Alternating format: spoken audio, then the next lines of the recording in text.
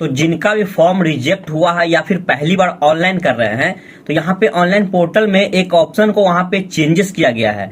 क्या चेंजेस किया गया है यहाँ पे देख लीजिए। अभी ऑफिशियल साइट पे मैं आया हुआ हूँ, उसके बारे में बताऊंगा कि अब आपको कैसे फिल करना है। क्योंकि बहुत सारे लोग कमेंट कर रहे थे कि अब मैं डोमिसाइल सर्टिफिकेट का पूरा डिटेल लिख रहा था तो लिखा नहीं रहा है, मतलब कहने का मतलब वहां पे जो है कुछ चेंजेस किया गया है। तो चलिए चलते आए की तरफ। सबसे पहले यहाँ पे देखिए, इसका लिंक आपको मिल जाएगा डिस्क्रिप्शन बॉक्स में, उस पे क्लिक करके आप सीधा यहाँ तक आ सकते हैं अगर पहली बार कर रहे हैं तो। और जिनका रिजेक्ट हुआ है, दोबारा से सब कुछ डॉक्यूमेंट सही करवा लिए हैं और अप्लाई कर रहे हैं, तो भी वो भी ऐसे ही करेंगे। यहाँ पे सबसे पहले आपको अप्लाई ऑनलाइन पे क्लिक करना है। क्लिक करने के बाद यहाँ पे इसके ऑफिशियल वेबसाइट पे यानी होम पेज पे आप आ जाएंगे। आने के बाद यहाँ पे सिंपली आना है आपको स्टूडेंट में रजिस्ट्रेशन फॉर स्टूडेंट पे क्लिक करना है। जैसे ही आप इस पे क्लिक करेंगे तो वही ऑप्शन जो आपने स्टार्टिंग में किया हुआ सेम प्रोसेस करना है, कहीं अलग से या फिर कहीं से एडिट नहीं करना है। जब आपका रिजेक्ट हुआ है तो फिर से आपको पूरा का पूरा प्रोसेस करना होगा, और जो नए हैं तो उनको तो करना ही करना है। तो यहाँ पे देख लीजिए, यहाँ पे 4 बॉक्स दिया हुआ है, चारों बॉक्स को अच्छे से टिक आउट कर लेना है। यहाँ पे देख लीजिए, सबको यहाँ पे एक्सेप्ट कर लेना है। एक्सेप्ट करने के बाद यहाँ पे कंटिन्यू पे क्लिक करना है, और कंटिन्यू पे क्लिक करने के बाद यहाँ पे आपको रजिस्ट्रेशन डिटेल खुल जाएगा। रजिस्ट्रेशन डिटेल में अपना जो यहाँ पे डिटेल्स है वो डालना है। जैसे यूनिवर्सिटी सेलेक्ट करना है तो यहाँ पे जो भी आपका यूनिवर्सिटी है उसे आप सेलेक्ट कर लीजिए। उसके बाद यूनिवर्सिटी का रजिस्ट्रेशन नंबर यहाँ पे आपको डालना है, वो डाल दीजिए। मार्कशीट नंबर डालना है, वो डाल दीजिए। यहाँ पे फादर्स नेम डालना है, वो डाल दीजिए। उसके बाद गेट डिटेल पे जैसे ही आप क्लिक करेंगे तो आपका नाम जो है सर्च में आ जाएगा। यहाँ पे नीचे में जो है यहाँ पे नाम आ जाएगा। गेट डिटेल पे मैं क्लिक करता हूँ। देखिए यहाँ पे जिनका भी ये रजिस्ट्रेशन नंबर है उनका नाम यहाँ पे आ गया है, डिटेल्स जैसे ही डाला मैंने। और उसके बाद प्रोसीड पे आपको सिंपली क्लिक कर देना है। प्रोसीड पे क्लिक करने के बाद अब आपको नीचे की तरफ स्लाइड करना है, और मैं बताता हूँ आपको क्या करना है। स्लाइड करने के बाद यहाँ पे लिखा हुआ है आधार वेरिफिकेशन। सबसे पहले यहाँ पे डिस्ट्रिक्ट सिलेक्ट करना है आपको। जैसे डिस्ट्रिक्ट जो भी आपका है, जैसे पटना है तो यहाँ पे मैं पटना सिलेक्ट कर लूंगा, इस पे क्लिक करना है। उसके बाद यहाँ पे आपको ब्लॉक सिलेक्ट करना है, तो जो भी आपका ब्लॉक है वो सिलेक्ट कर लेना है। तो यहाँ पे इस केस में जो है पटना सदर ब्लॉक है, तो यहाँ पे मैं सिलेक्ट कर लेता हूँ। उसके बाद यहाँ पे लिखा हुआ है आधार वेरिफिकेशन में लिखा हुआ है यहाँ पे नेम एज पर आधार, मतलब कहने का जो भी आपके आधार पे नाम है वो नाम डाल देना है यहाँ पे।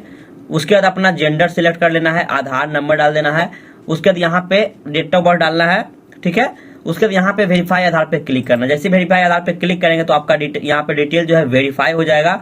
उसके बाद यहाँ पे आपको अपना मोबाइल नंबर डालना है, ओटीपी मंगवाना है। ओटीपी मंगवा करके फिर नीचे ओटीपी सबमिट कर देना है, ठीक। वैसा ही प्रोसेस करना है जो अभी तक बता रहा हूँ। ईमेल आईडी जो है यहाँ पे ईमेल आईडी पे क्लिक करना है, और यहाँ पे ईमेल आईडी डाल देना है। ईमेल आईडी पे आपको एक ओटीपी भेजना है, और उस ओटीपी को नीचे एक बॉक्स खुल जाएगा। जैसे यहाँ पे क्लिक करेंगे तो उसको ईमेल आईडी डाल देना है। फिर नीचे स्क्रॉल करता हूं, मैं आपको आगे बताता हूं आगे क्या करना है।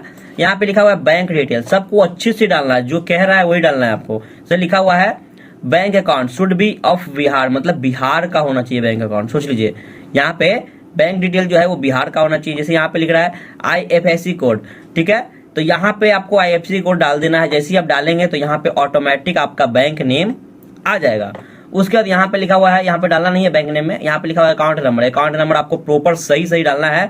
कहीं भी गलती करेंगे तो आपका फॉर्म जो है गलती हो जाएगा, और जब पैसा अकाउंट नंबर गलती डालेंगे तो जब पैसा भेजने का जब प्रोसेस होगा तो उसमें आप फंस जाइएगा, कहने का तो पैसा आपका नहीं आएगा। तो आपको जो भी इन्फॉर्मेशन डालना है बारीकी से डालना है, बिल्कुल सही करेक्ट करके डालना है। पहले अच्छे से मिला लेना है, अच्छे से डालते समय 1-2 बार मिला लेना है आपको, तब डालना है। यहाँ पे बैंक अकाउंट डाल देना है, यहाँ पे बैंक अकाउंट है इसमें भी डाल देना है आपको अच्छे से बैंक अकाउंट, मतलब कंफर्म कर देना है बैंक अकाउंट को। उसके बाद नीचे में है, यहाँ पे नीचे में लिखा हुआ है, देखिए residential domicile certificate detail issue bye CO only, मतलब आपका CO ओनली यहाँ पे दिया हुआ है, मतलब जो CO से इशू है उसको डालना है यहाँ पे। तो यहाँ पे देख लीजिए इशू बाय में क्या लिख रहा है। पहले ऐसे कॉलम नहीं खुलता था, पहले जो है यहाँ पे एक सर्टिफिकेट नंबर डालना होता था पूरा का पूरा।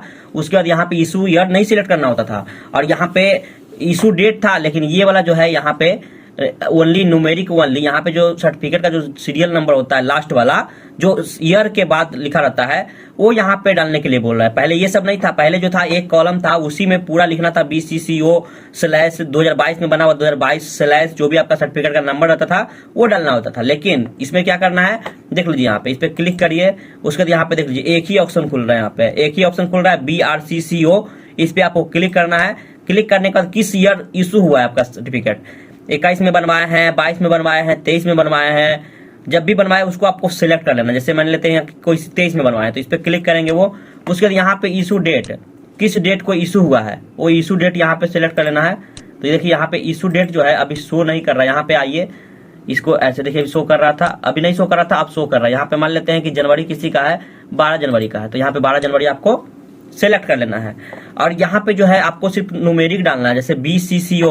देखिए पहले सर्टिफिकेट में क्या रहता था, यहाँ पे लिखा रहता था BRC, जो आपका सर्टिफिकेट बनता है रेसिडेंशियल बनता है यानी आवासीय निवास जो बनता है, उसमें क्या लिखा रहता है सर्टिफिकेट नंबर। जब आप अप्लाई करते हैं तो सेम ही रहता है, जब आप अप्लाई करते हैं तो सर्टिफिकेट नंबर आपका जनरेट हो जाता है, क्रिएट हो जाता है, और उसी सर्टिफिकेट नंबर पे आपका जो है ब्लॉक से जब उसका फाइनलाइज वेरिफिकेशन हो जाता है वहां पे ब्लॉक के द्वारा, ब्लॉक में जो भी अधिकारी होते हैं उनके द्वारा, तब आपको वही सर्टिफिकेट नंबर आता है और वो आपका इशू डेट जो है जब इशू करते हैं तब इशू डेट वो देते हैं। और यहाँ पे जो सर्टिफिकेट नंबर होता है जो ईयर के बाद स्लैश दिया रहता है उसके बाद 4-5 डिजिट का होता है वो डालना है आपको। यहाँ पे सिर्फ नंबर डालना होता है, जैसे कुछ भी नंबर यहाँ पे है वो डाल देना है। उसके बाद यहाँ पे कैप्चा कोड है, कैप्चा कोड डालकर यहाँ पे फाइनलाइज पे क्लिक करना है। जैसे आप फाइनलाइज पे क्लिक करेंगे तो आपका जो एप्लीकेशन है वो सक्सेसफुली सेव हो जाएगा, जैसे फर्स्ट टाइम आप किए होंगे तब हुआ होगा। तो बहुत सारे लोगों को दिक्कत हो रहा था कि कैसे करना है, बहुत सारे पूछ रहे थे कि यहाँ पे जो रेसिडेंशियल में सर्टिफिकेट नंबर लिखना होता है उसमें पूरा नहीं लिखा रहा है। यहाँ पे कोई लिखेंगे जैसे अल्फाबेटिकल, यहाँ पे मैं लिखना चाहूंगा, देखिए इसको मैं मिटा देता हूँ, अल्फाबेटिकल यहाँ पे लिख रहा हूँ, मैं टाइप कर रहा हूँ, लेकिन यहाँ पे अल्फाबेटिकल नहीं आ रहा है। इसलिए नहीं आ रहा है कि ऑलरेडी यहाँ पे अलग अलग कॉलम कर दिया गया है और इसमें साफ साफ लिखा गया है residential certificate number, fill number after issue by year by, लिखा हुआ इशू ईयर, मतलब कहने के बाद नंबर जो आपको डालना है इशू बाय वो आपको यहाँ डाल देना, मेंशन कर दिए हैं। इशू ईयर है वो यहाँ मेंशन है, और यहाँ पे स्लैश देखे जो यहाँ पे देखे दर्शाया हुआ, यहाँ पे कैसे आपको लिखना है वो भी दर्शाया हुआ। यहाँ पे स्लैश के बाद ईयर के बाद जो नंबर होता है उस नंबर को ओनली न्यूमेरिक वैल्यू, यहाँ पे न्यूमेरिक, अल्फाबेटिकल यहाँ पे लेगा ही नहीं। तो 1-2 सब्सक्राइबर जो है वो कमेंट किए हुए थे कि यहाँ पे जब मैं डाल रहा हूँ सर्टिफिकेट नंबर तो वो यहाँ पे ऐड नहीं हो रहा है, मतलब वो काम ही नहीं कर रहा है, वहाँ पे पूरा का पूरा अट नहीं रहा है। क्योंकि कैसे अटेगा, यहाँ पे जो अलग अलग कॉलम कर दिया गया है तो आपको अब अलग अलग डालना है, तो इस प्रकार आपको डालना है। उसके बाद कैप्चा कोड डाल करके फाइनलाइज कर दीजिए। तो अगर अभी भी कोई दिक्कत है तो आप कमेंट कर सकते हैं। लेकिन एक बात आपको बता दूं, साइट में कोई बोल रहे हैं कि आधार कार्ड जो नंबर है वो वेरीफाई नहीं हो रहा है, कहने का मतलब ऑलरेडी वेरीफाई लिख रहा है। और जो मोबाइल नंबर है या फिर रजिस्ट्रेशन नंबर है, बहुत सारे लोग कमेंट कर रहे हैं कि ऑलरेडी एग्जिट दिखला रहा है, मतलब कहने का मतलब उनका रिजेक्ट हो गया। लेकिन जो स्टेटस चेक करने आ रहा है वो पोर्टल पे तो उनका दिखा रहा है पेंडिंग, और उस केस में जब अप्लाई करने जा रहे हैं तो उनका जो है ऑलरेडी रजिस्टर्ड दिखा रहा है।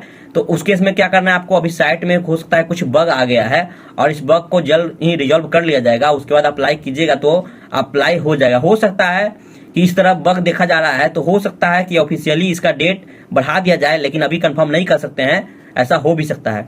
तो अगर वीडियो आपको अच्छा लगे तो वीडियो को लाइक कर लीजिए, चैनल को भी सब्सक्राइब कर लीजिए, और फिर मिलते हैं अगले वीडियो में। तब तक के लिए धन्यवाद।